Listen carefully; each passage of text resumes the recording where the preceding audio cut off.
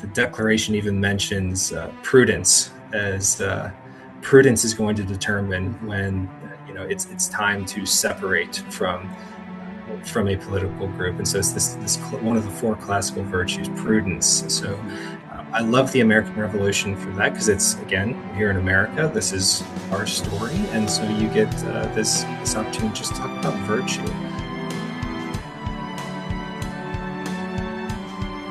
Welcome back, ladies and gentlemen. I'm Dean Bowen. You're listening to the Dean's List. You can catch us here on the America Out Loud Talk Radio Network, Monday through Friday at the 2 p.m. Eastern time slot, or wherever you listen to your podcasts. You'll find us there as well. I want to get back to our conversation with Nate Weiland. Nate is a classical educator in the great state of Ohio, and he writes on Substack at If You Can Keep It. Nate, maybe we'll talk about that name before we wind down. I want to speak to this conversation in terms of how it fits into classical education. Where do you think the American founding, the American story, how does it fit classically and also into this conversation of a greater mythology? Oh, yeah, with classical education, on the one hand, you have these great instances of virtue, which, as an educator, I'm always looking for these moments as we work through history or literature of here's what it means to be virtuous.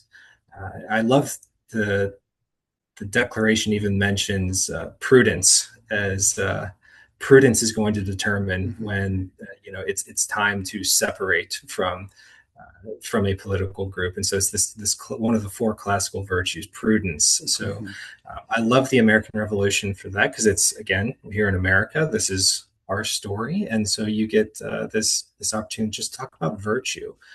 There's, of course, comparison of ideas. I mean, I think we always have great debates about is it righteous to overthrow a monarch, or when does it become so? Like, doesn't Romans 13 instruct us to submit to our governing authorities? And so I think just in terms of comparing ideas and trying to hold those up to scripture and determining that, I think the American Revolution is a wonderful opportunity for those things.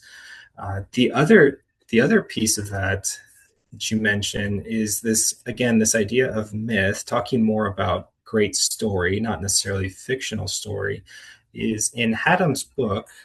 He frames the revolution as this, just the same old story type of like the hero's journey, this idea that there's a problem or a challenge, there's an unlikely hero is raised up, and then he goes on this great journey and maybe gets some unlikely help along the way and some divine intervention, solves the problem, happily ever after. So in that sense, he compares the American story directly to, he calls it the Lord of the Rings, Star Wars, Harry Potter, The Matrix. They all kind of follow this same story arc. And what jumped out to me is, I think he's got it backwards there. First of all, the American Revolution is not crafted to fit a story arc. When he mentions different parts of a story, for instance, like divine intervention, he tells the story of the continental evacuation across, I think it's the East River in New York, in the summer of 1776, where Washington and his army are back against the river. They're trapped. They'll be destroyed in the morning. And you have the Marbleheaders, these Massachusetts seafarers. They ferry the army across the river, but they needed a perfect wind to keep the British from sailing up the river. And then, of course, the evacuation goes way too long, and it's almost daylight. And lo and behold, a fog rolls in and covers the army for the rest of the evacuation. They're able to escape. So Haddam points to that as this like divine intervention moment, like as fitting this archetype of the story. Well, that actually happened. So there's a problem with that. Like, there's no one crafting, or I guess actually God is crafting this story. So he is the author of all human events. So yeah, it's not being shoehorned into a narrative. Actually, the reason that those stories, like The Lord of the Rings, are great is that they capture the human experience. And the revolution, as far as it follows that story type, like that's, I think, why it's so powerful to us is that Mm-hmm. it captures that too. Mm-hmm. So it's not that it's invented or kind of manipulated to fit into this, 5 part frame for a great story. It's that it actually is a great story because it touches on these things that Mm-hmm. we as humans we share in common, and that's why like the Lord of the Rings is such a great story. That's why we still read Beowulf or Gilgamesh in Homer's Odyssey in our schools, is that they're all Mm-hmm. kind of hitting on these same things. Those happen to be actual mythology, or at least based off of, in some way, fiction. The American Revolution just happens to be a real, true instance Mm-hmm. of that playing out in real time. You know what? This is why, we talk about the classics being the classics and the great books standing the test of time because they speak to the human condition. And the story of Long Island and that whole escape there is it's one of my favorite stories and all of revolutionary lore because of that very reason. It speaks so beautifully to the human condition. And and we do rely on God. We Franklin says that I've lived a long time and I've made this discovery that God is involved in the affairs of men. And on that day he was involved, and that's probably not the only story where God steps into the scene. And Washington goes on this hero's journey, but it's not like you said, it's not a hero's journey because somebody has crafted it. It speaks to the human condition, and perhaps in some way, it's a journey that all of us will take in some certain way. We're going to come to our own East River moment, and granted, there might not be a physical army chasing us, but there's a problem. There's a situation that we're involved in, and how are we going to handle that? How are we? Who are we going to rely on? Are we going to go to God? Are we going to? Um, Washington did. He didn't have any other. He didn't have any other recourse, and God stepped into the scene. And I think it speaks to the human condition so deeply because we're all there, and one way we're gonna we're gonna go through it. So is our life a mythology? I don't think so. No, I think Tolkien has this term he made up, the eucatastrophe, of Mm-hmm. this idea of when everything seems lost, and yet there's a last minute deliverance from an unlikely source, and it's totally outside of your own working. It's entirely an act of grace, and just how like God, to when all else seems lost, to work out deliverance. That's the story of God throughout Scripture, and Mm-hmm. ultimately, what C.S. Lewis calls the true myth, or the myth made fact, is that Mm-hmm. that's the story of the gospel too. That at the crucifixion, when it all seems darkest and mankind is totally lost, and yet God brings about this remarkable deliverance, totally an act of grace. Mm-hmm. And so that's why those stories resonate with us, because they all kind of point to this grand story, the great myth, Mm-hmm. again, of the of the gospel, really. So Mm-hmm. no, our stories are not myth only in so much as until they point to that great story, the greatest of all stories there. But there is this element out there, and you and I are seeing it unfold. Obviously, you're coming across it in your grad work, and uh, just in conversations that I'm having with people, there is this. It feels to me like there's this movement to to separate us from from the reality of what took place at the American Revolution. I don't. this movie's coming out soon, here in the next couple of days. I think it's about the life of, it's called Young Washington, I think. Mhm. Um, and I'm curious to see how they handle the Battle of Monongahela. And I've seen some previews, and I think it feels like they're gonna treat it well. Where in this is the famous battle where his life is spared. He's got bullet holes in Mhm. his coat, and he's shot out from under two horses. And he writes this letter to his mom and also to his brother that there were officers going down on either side of him. I mean, people are falling left and right, but yet, he's looking at his coat and he's got bullet holes, and he comes to one conclusion, that it's Providence, that Providence has spared him. And I almost feel like there's this attempt to separate us from that truth, that um, Providence is involved in the affairs of men, almost if we will let him, almost if we will acknowledge his existence and his desire to, the desire of God to help us. I almost feel like there's this push to separate us from that. Uh, Mhm. when I first read your piece on mythology, that's one of the first things that came to my mind is uh, this underlying movement almost to separate Americans from from religion. Mhm. I don't know if you see it that way, or what you think about that. Yeah, I want to say it's maybe a I'm not sure what the ultimate aim would be if it's religion or American culture or heritage. That's how which would encapsulate religion too, certainly, is if you can break the link between, mythology and reality or whatever the case may be, you can reinvent the American culture however you choose.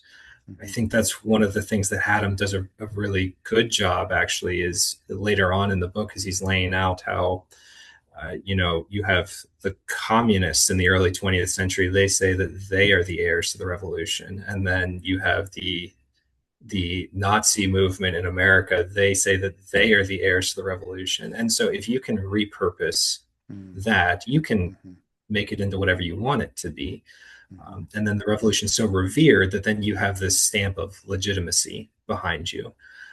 And so I hadn't really thought of it that way, as you put it, with religion, but I think that would just go right along with it. There is a American way of ordered liberty. It's not licentiousness. There's a virtuous liberty here, and there is a very strong Christian heritage too. It goes all the way back before the founding.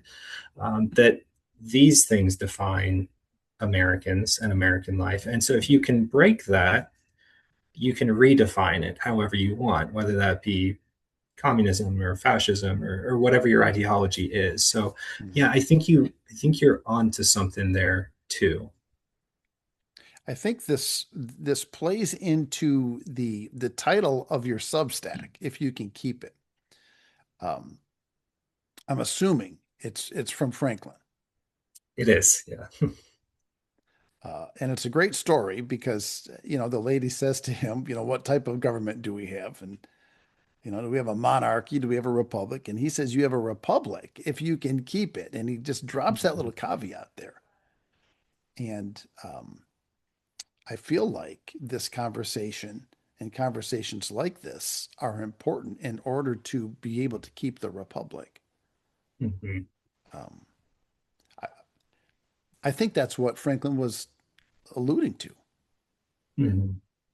in honor of your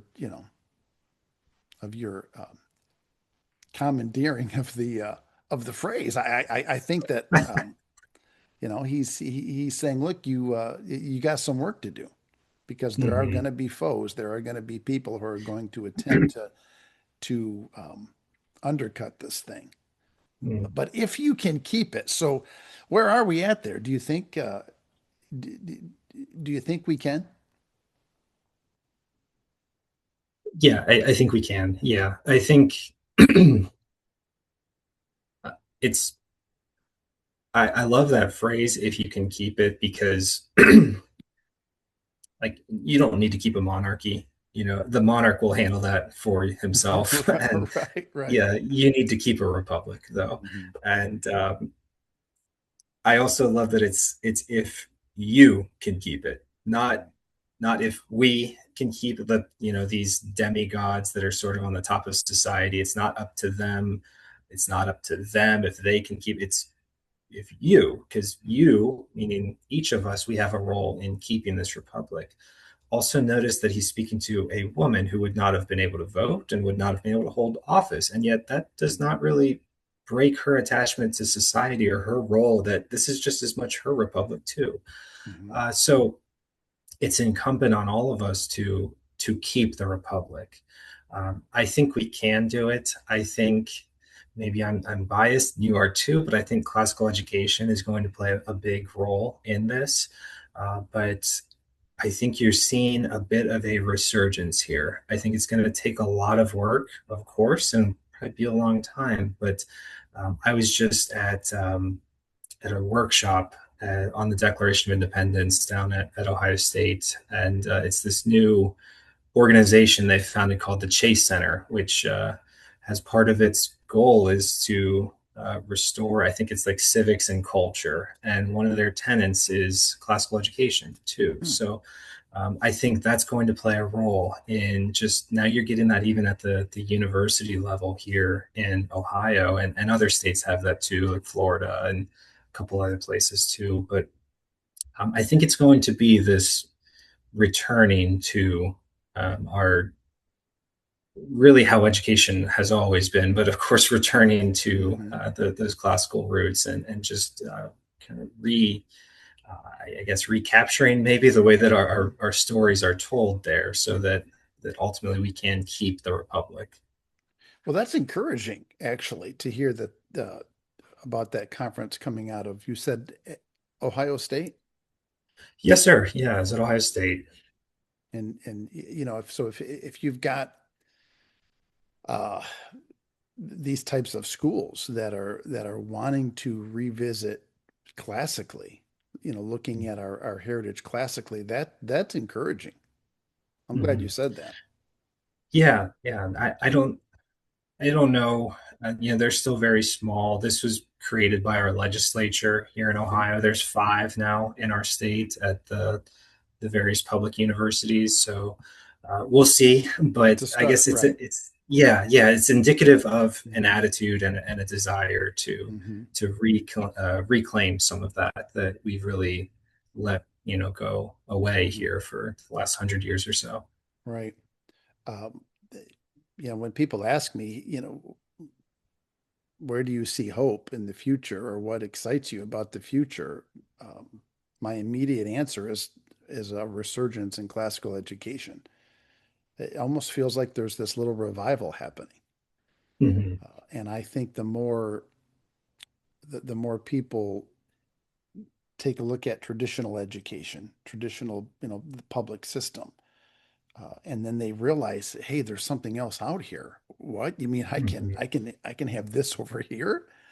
Uh, I think there's this shift. There's this exodus taking place from one to the other, and whether it's in, you know, a brick and mortar classical school or a, you know, homeschool families that are coming together classically, I think there is this renewal taking place, and it's exciting to watch it unfold.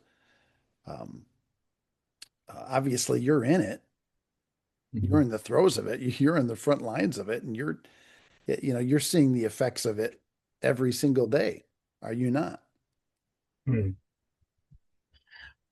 Yeah, I love my school. I'm astounded by our students and their ability to just their appreciation, not only I think at my school, like I love their appreciation for scripture. I think my Mhm, school has really done a great job with that, of putting mhm, that first. But then their ability to take what is true, what is good, what is beautiful, holding that up as a standard, and then take all these other things that we encounter in our studies, all these other ideas, it's vices, virtues, ideas, and we hold them up to that standard, and then they we can talk about, how does it meet the standard there. And I think that's I'm astounded with what they're able to point out to me, and they've taught me mhm, many times since I've been with them. I'm so grateful for them and for the work that we get to do.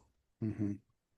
It's big. It really is. It's a big deal. I think the work you're doing is huge. I hope you see that. I hope you see that it's a big deal, and kids are better because of it. Um, Thank you. well, where can people find you on Substack? How can they start following what you're doing over there? Yeah, it's as you said, it's if you can keep it on Substack. So I am doing my part to keep the Republic by telling these wonderful stories from our history about the American story and the American Republic. So you can find me on Substack again if you can keep it. Yeah.